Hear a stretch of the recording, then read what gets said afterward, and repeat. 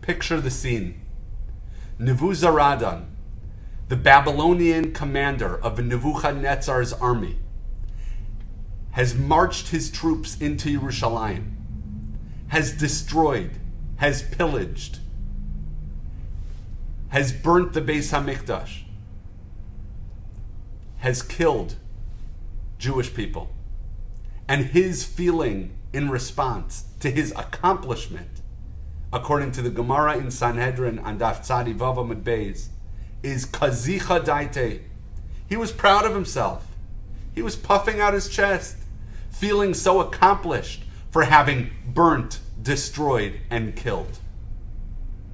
And a heavenly voice, according to the Gemara, calls out to Nevuzzadran and says, Ama kitila katalta, hechala kalia kilisa, kimcha techina techinas. You have destroyed a nation that was already destroyed. You have burnt a building that was already burnt.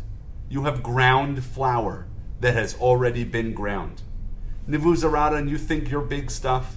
You haven't actually accomplished anything. Because the Jewish people, the Jewish nation, was already destroyed. The Jewish temple was already destroyed. This flour has already been ground. So Nevuzzadran stands there and says, what does that mean? I destroyed these things. I burnt these things. I killed these people. What does it mean that it was already destroyed? So the Gemara tells us, Chazal tell us, that it was the Averos of the Jewish people that had already destroyed the nation. It was the Averos, the shortcomings of the Jewish people, that had already meant that the Beis HaMikdash was, for all practical purposes, destroyed.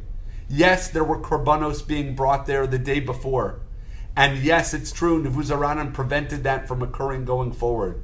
But really, when the Jewish people no longer have the ability to use the Beis HaMikdash as an avenue to connect to God, it's the Jewish people who have to look at ourselves and our own shortcomings. Because Nevuzzadran, the Babylonian commander, he doesn't get the credit for having destroyed the Beis HaMikdash, or the blame for having destroyed the Beis HaMikdash. Really, it's the Jewish people's own actions. Chazal tell us that the second Beis HaMikdash was destroyed because of sinas chinam, because we didn't adequately respect one another. We had baseless hatred for one another as Jewish people. And that the first Beis HaMikdash was destroyed because of particular averos that were also shortcomings of the Jewish people.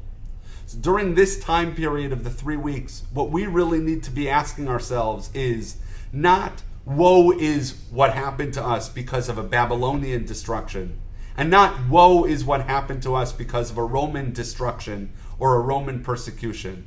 But today, the fact that we're still in exile today, the fact that we don't have a Beis HaMikdash today, is clearly a result of our own averos, our own shortcomings.